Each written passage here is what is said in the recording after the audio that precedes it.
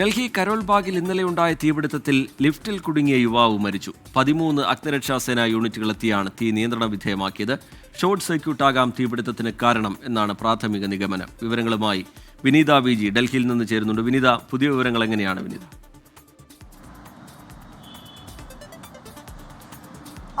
ഇപ്പോൾ തീ പൂർണ്ണമായും നിയന്ത്രണ വിധേയമാക്കിയിട്ടുണ്ടെന്ന് തന്നെയാണ് നമുക്ക് മനസ്സിലാക്കാൻ കഴിയുന്നത്. ഇപ്പോൾ കരോൾ ബാഗ് പോലീസ് ഈ അപകടത്തിൽ കേസെടുത്ത് അന്വേഷണം ആരംഭിച്ചിരിക്കുകയാണ്.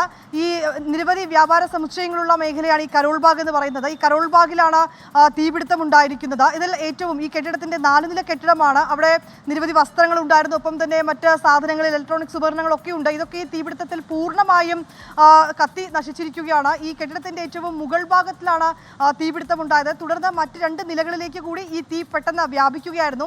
ഈ സാധനങ്ങൾ വാങ്ങാൻ എത്തിയവരും ഒപ്പം തന്നെ അവിടെയുള്ള ജീവനക്കാരും ഒക്കെ ഉണ്ട്. ഇവരെയൊക്കെ വളരെ പെട്ടെന്ന് തന്നെ പുറത്തേക്ക് എത്തിച്ചു.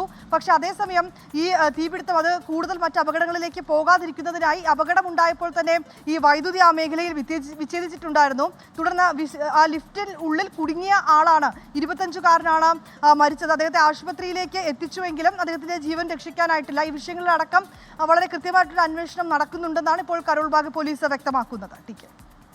ശരി, തീപിടുത്തത്തിനിടയിലാണ് ഇയാൾ ലിഫ്റ്റിൽ കുടുങ്ങിയത്. യുവാവ് മരിച്ചിട്ടുണ്ട്. 13 അഗ്നിരക്ഷാസേന യൂണിറ്റുകൾ എത്തിയാണ് തീ നിയന്ത്രണ വിധേയമാക്കിയത്. വിനീത വി.ജി വിവരങ്ങൾ നൽകുകയായിരുന്നു ഡൽഹിയിൽ നിന്ന്.